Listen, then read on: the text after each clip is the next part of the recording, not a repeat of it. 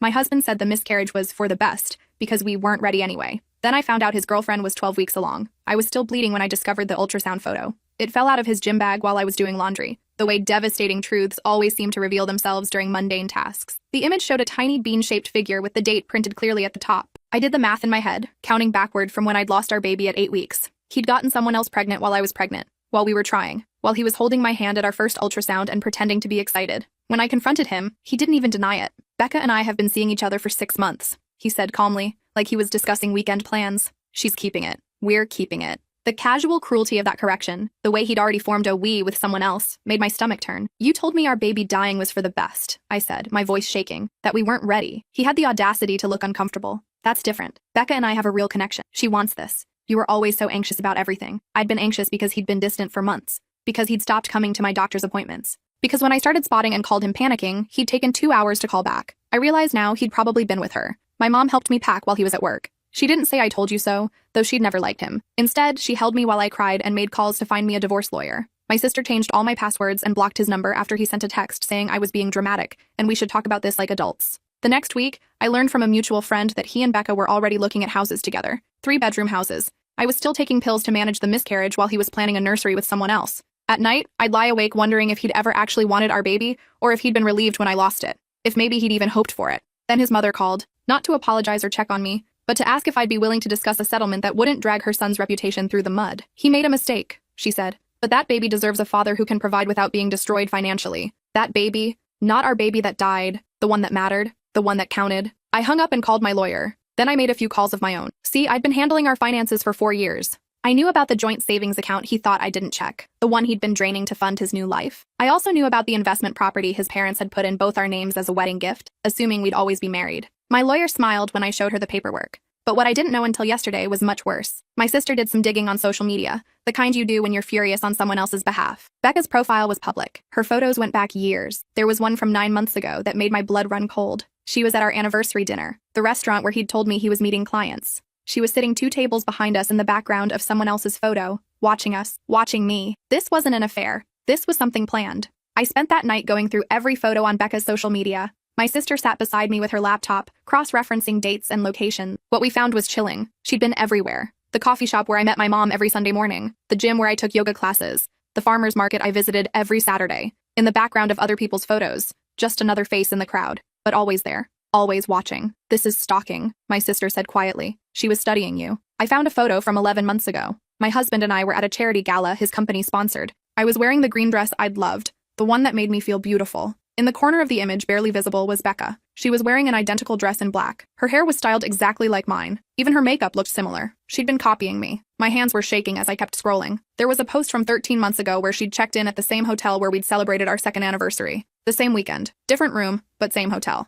My stomach turned. Had he been seeing her even then? Before he told me they'd been together for 6 months? The patterns became clearer the more we dug. She joined my gym 2 months before they supposedly met. Started going to my yoga studio. Shopped at the same grocery store. Even got her hair cut at the same salon. My stylist, Qley, had mentioned once that a new client had shown her my photo and asked for the exact same cut and color. I'd thought it was flattering at the time. Now it made my skin crawl. "Look at this," my sister said, her voice tight. She'd found Becca's Pinterest account. Board after board of saved images, my wedding dress style, my home decor aesthetic, recipes I'd posted on my food blog years ago, vacation destinations I'd talked about wanting to visit. She'd been building a blueprint of my entire life. I called the lawyer at 8 in the morning. "I need to show you something," I said. "I think this goes deeper than infidelity." At her office, she reviewed everything my sister and I had compiled. Photos, timestamps, location data. Her expression grew darker with each piece of evidence. "This is premeditated," she said finally. "The question is, what was their end game?" That's when I remembered the life insurance policy. His parents had insisted we take out policies on each other when we got married. $2 million each. The premiums were paid from our joint account. I'd signed the paperwork without really thinking about it,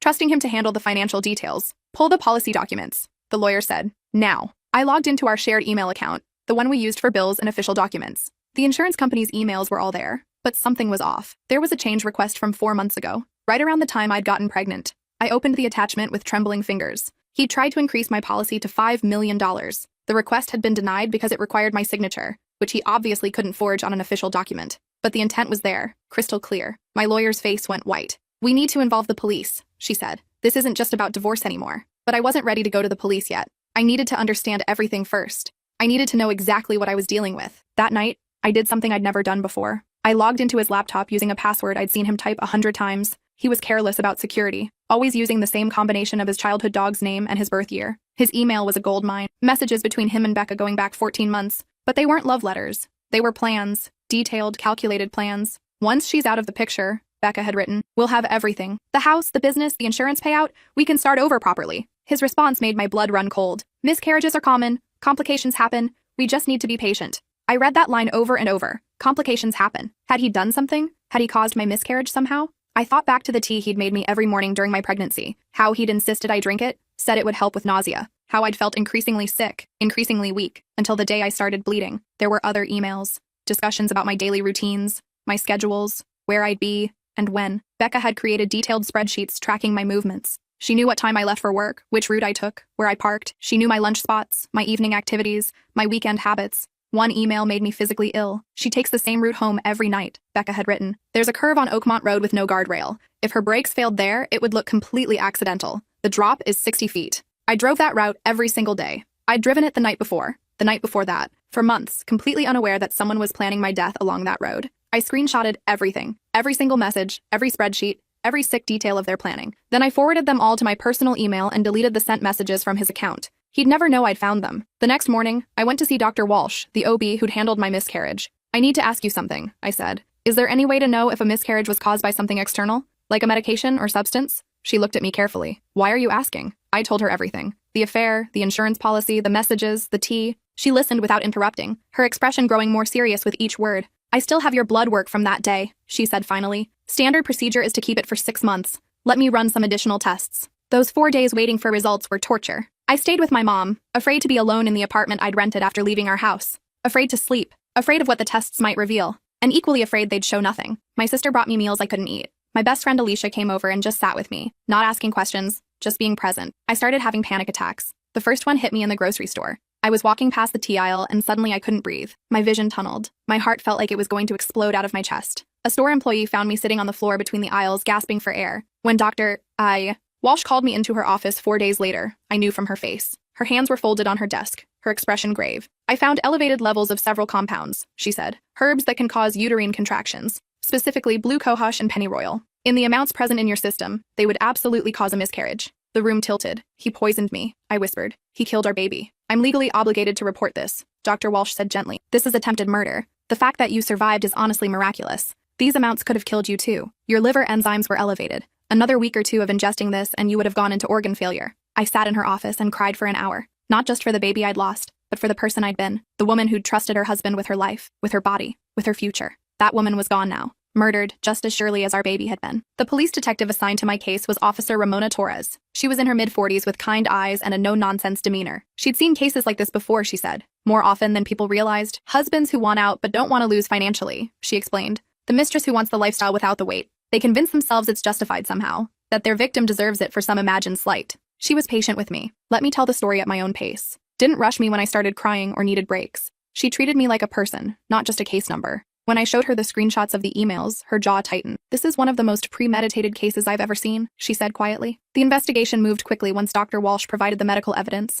They got a warrant for our house and found the herbs hidden in his home office, tucked behind books on the top shelf. The tea canister in the kitchen tested positive for the same compounds. They'd been clever about it, mixing it with legitimate pregnancy tea so I wouldn't taste the difference. But they hadn't been clever enough. When they searched his office computer, they found browser histories he'd thought he'd deleted, research on undetectable poisons, forums about insurance fraud, searches for how long after a death can you collect life insurance, and what evidence is needed to rule accidental death. Blueprints of our house with my daily movements mapped out in red marker. He'd been planning this for months, maybe longer. They found something else too. A burner phone hidden in his desk drawer. Text messages between him and Becca going back even further than the emails. 18 months of messages, which meant he'd been lying about the 6-month timeline. They'd been planning this almost since the beginning. Becca cracked first. When they brought her in for questioning, she broke down within an hour. I watched from behind the one-way glass as she sobbed and confessed. It was his idea, she said. He told me his wife was making him miserable, that she was never supposed to get pregnant in the first place. He said if we could just get rid of the baby, she'd probably leave on her own and we could be together without the messy divorce.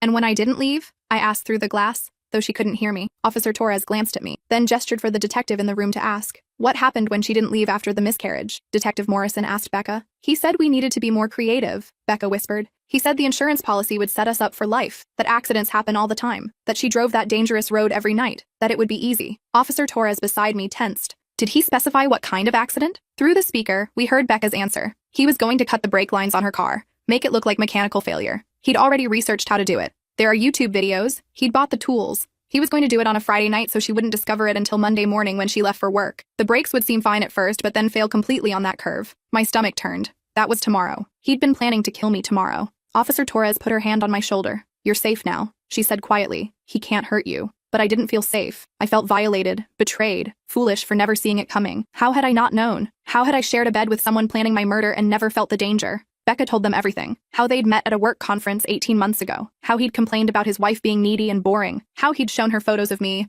of our life, and she'd become obsessed. She'd wanted to be me, to have what I had. So she'd started following me, studying me, copying everything from my clothes to my coffee order. I thought if I could be exactly like her, he'd love me the same way, Becca said. But then he told me he'd never loved her at all, that she was just a means to an end. Her family had money, her father had business connections. Marrying her had been strategic. That hurt worse than anything else. Our entire relationship had been a lie from the start. When did the plan to kill her begin? Detective Morrison asked. Around month 9, Becca admitted. We'd been careful, but I got pregnant. He panicked at first. Then he got this look in his eyes and said maybe it was a sign. Maybe we were meant to have this baby and she was in the way. He said if we could just remove her, we'd have everything. Her insurance, her inheritance, the business her father had helped him start. Everything. I felt nothing. That's the strange part. I thought I'd be angry or scared or devastated, but I just felt empty. The man I'd married, the man I'd built a life with, had never been real. He'd been a character he was playing, and I'd been too naive to see the performance. My ex-husband was arrested at his office in front of all his colleagues. Officer Torres made sure I knew that detail. He tried to run, she told me later.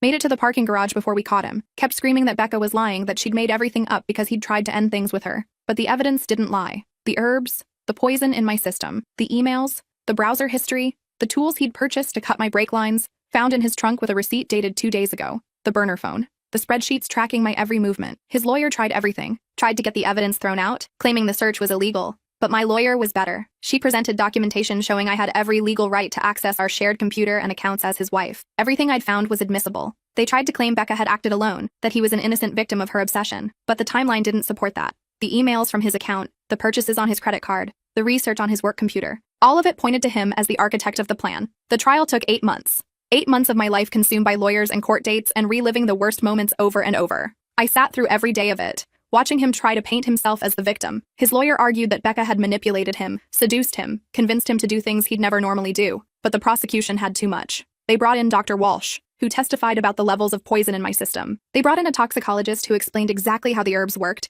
how they caused violent uterine contractions, how the dosage found in my bloodstream could have easily killed me along with the baby. They presented the emails, the text messages, the browser history. They showed the jury the spreadsheets Becca had created at his direction, tracking my movements down to the minute. They presented the tools found in his trunk, the receipt for their purchase, the YouTube videos in his browser history showing exactly how to disable brake lines. I had to testify, had to sit on that stand and answer questions about my miscarriage, about my marriage, about the intimate details of my life. His lawyer tried to make me seem paranoid, suggested I was fabricating evidence because I was bitter about the affair. Isn't it true you were struggling financially? His lawyer asked me. No, I said calmly. I managed all our finances. We were very comfortable. Isn't it true you wanted a baby more than your husband did? He told me he wanted children. He came to the fertility clinic appointments with me. He held my hand during the ultrasound. Isn't it possible you're exaggerating the severity of your miscarriage to gain sympathy? The prosecutor objected before I could answer, but I wanted to. I wanted to tell that lawyer exactly what it felt like to bleed out a baby while your husband was with his pregnant girlfriend. To drink poison every morning from the hands of someone who'd promised to love you. To discover that your entire marriage had been a setup for murder.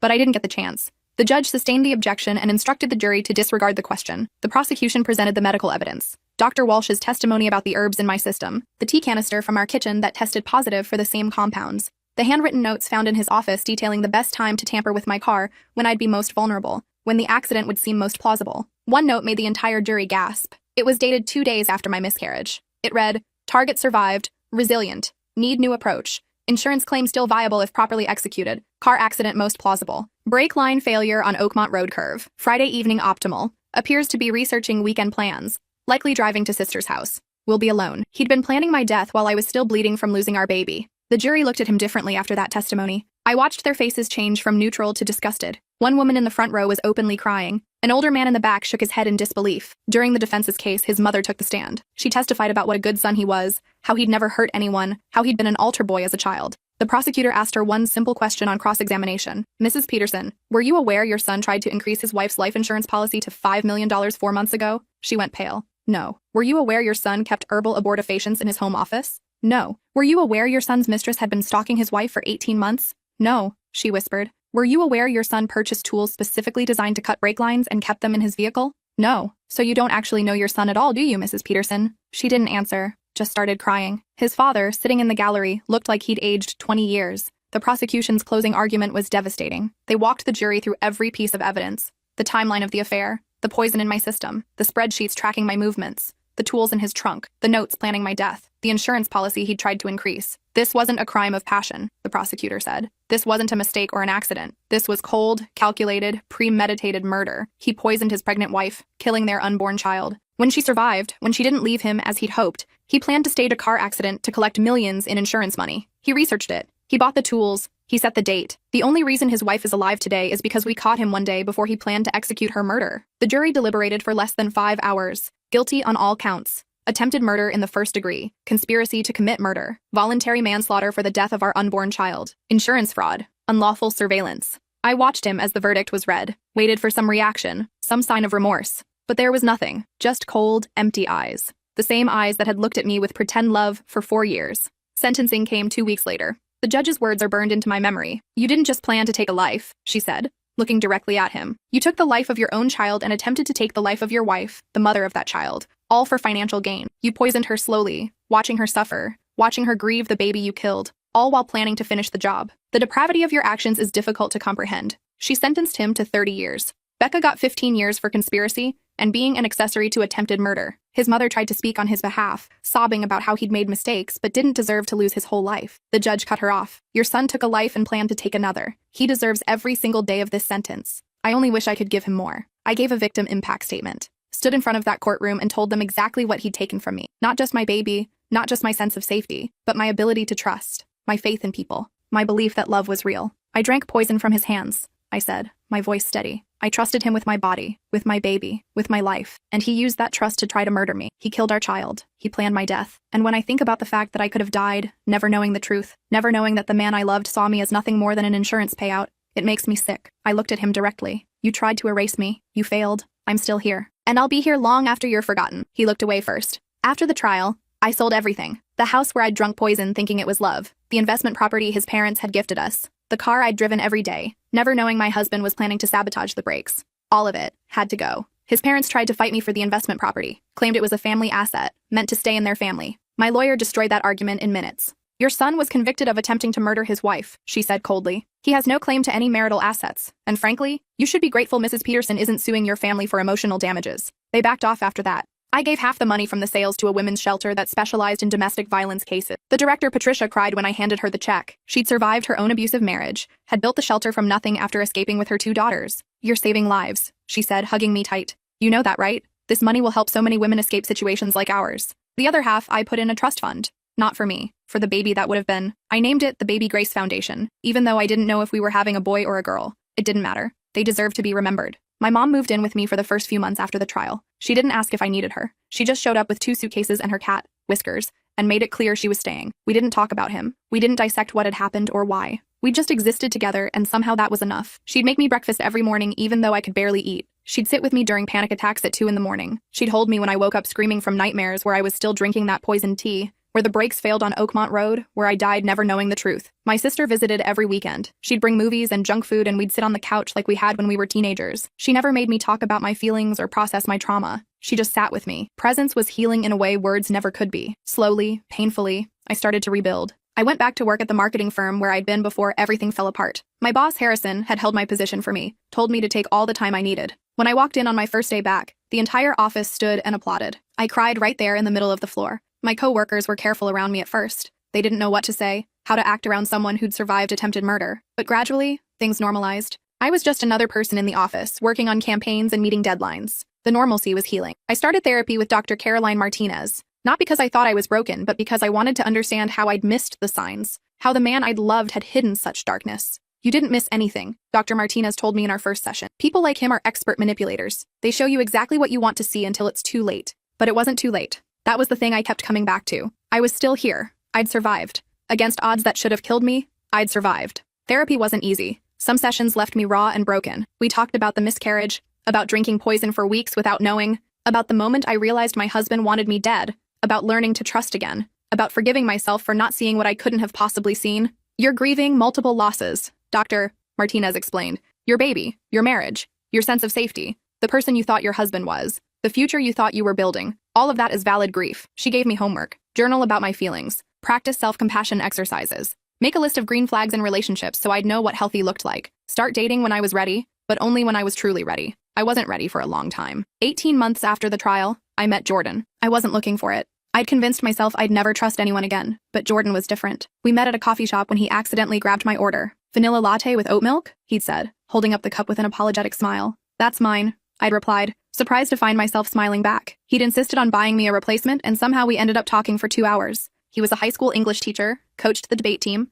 volunteered at an animal shelter on weekends. He had a daughter from a previous marriage, 8 years old, who he co-parented beautifully with his ex-wife. He was kind, genuinely, effortlessly kind, and I found myself wanting to know more. We exchanged numbers. He texted me that evening asking if I'd like to get dinner sometime. I said yes before I could overthink it. Our first date was at a quiet Italian restaurant. He asked me about my work, my family, my interests. He talked about his daughter, Zoe, with such obvious love that it made my chest ache. He didn't push when I was vague about my past, just accepted what I was willing to share, and moved on. When I eventually told him my story, 6 months into dating, he'd held my hand across the table and said, "Thank you for trusting me with that. I promise I'll spend every day proving I'm worthy of that trust." And he has. Our relationship moved slowly. I needed that. Needed to take my time, watch for red flags, learn his patterns. He never pushed, never demanded more than I could give. When I had panic attacks, he'd sit with me until they passed. When I needed space, he gave it without guilt. When I wanted closeness, he was there. Meeting Zoe was terrifying. What if she didn't like me? What if I couldn't do this? But she was sweet and curious and asked me 1,000 questions about my job and my favorite books. We bonded over a shared love of fantasy novels and bad puns. His ex-wife, Nina, was surprisingly warm when we finally met. "Jordan told me what you went through," she said gently. "I'm so glad you're both finding happiness. He's a good man. He'll treat you right." And he does. Every single day. The Baby Grace Foundation grew faster than I'd imagined possible. Within the first year, we'd helped 37 women escape domestic violence situations. We provided emergency legal representation through a network of pro bono lawyers. We secured safe housing through partnerships with shelters. We offered therapy referrals, financial assistance, job placement help, everything I'd needed and more. One woman we helped, Christina, sent me a letter that I still keep in my desk drawer. She'd been in a situation eerily similar to mine. Her husband had been cheating, draining their accounts, planning to leave her destitute. Our foundation helped her get a good lawyer, protect her assets, and file for divorce. "You saved my life," she wrote. "Not just financially, but emotionally. You showed me that surviving isn't enough. We deserve to thrive." I met her for coffee a month later. She was vibrant and strong, rebuilding her life from scratch. She'd gone back to school, was studying to be a paralegal. "I want to help other women like you helped me," she said.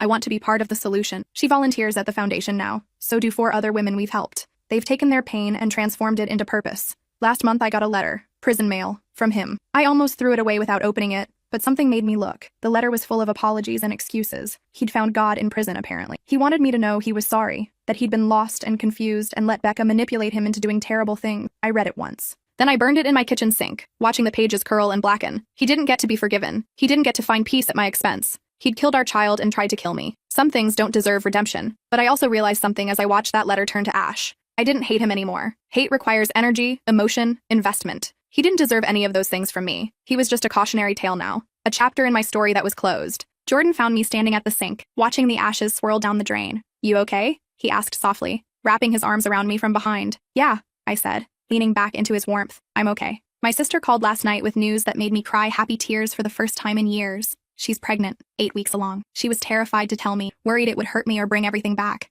"Are you kidding?" I said, my voice breaking with joy. "I'm going to be an aunt. This is the best news I've heard in forever." And I meant it. Her joy didn't diminish my pain. Her baby didn't replace mine. Life just kept moving forward, creating new chapters, new possibilities. I think about baby Grace sometimes. Wonder who they would have been, what they would have looked like, whether they'd have had my eyes or his smile before I knew the smile was fake. I have a small memorial in my garden now. A smooth river rock with their name painted on it in gold. Jordan helped me place it among the lavender last spring. He never met them, but he honors their memory anyway. Sometimes I find him sitting beside it, just being present with the loss. The foundation continues to thrive. We've now helped over 150 women escape domestic violence. Every single one of them survived. Every single one of them got out. I like to think baby Grace would be proud of that legacy. Officer Torres asked me to speak at a training seminar for domestic violence investigators last year. I was terrified, standing in front of a room full of police officers, telling my story, reliving every horrible moment. But afterward, 5 different officers came up to me with tears in their eyes. "Thank you," they kept saying. "You just helped us understand what victims go through.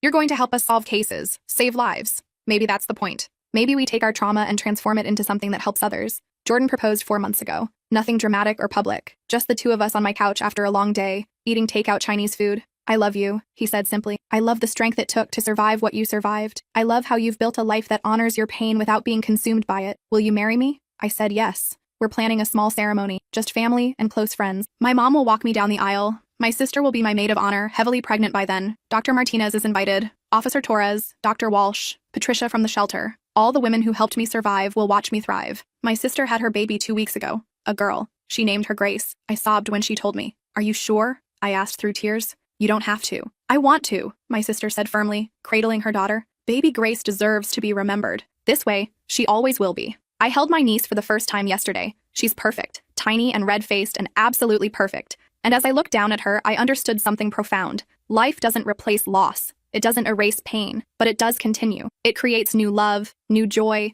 new reasons to keep going. The wedding was perfect, small and intimate and filled with love. When I walked down the aisle, Jordan's eyes filled with tears. My mom squeezed my hand before releasing me to him. My sister held baby Grace and beamed, and I felt safe, completely, utterly, perfectly safe. We honeymooned in Ireland, green hills and ancient castles and tiny villages where nobody knew our story, where I was just a woman on her honeymoon with her husband. Life has settled into a beautiful rhythm now. Work, foundation events, family dinners, quiet nights at home, normal life, the kind I'd almost been denied, the kind I'd fought for. My ex-husband will be eligible for parole in 22 years. I'll be there to make sure he stays exactly where he belongs, but that's decades away. Right now, I'm focused on living, on being present, on honoring the second chance I was given. I survived. And I'm not just surviving anymore. I'm thriving, I'm free, and that is my victory.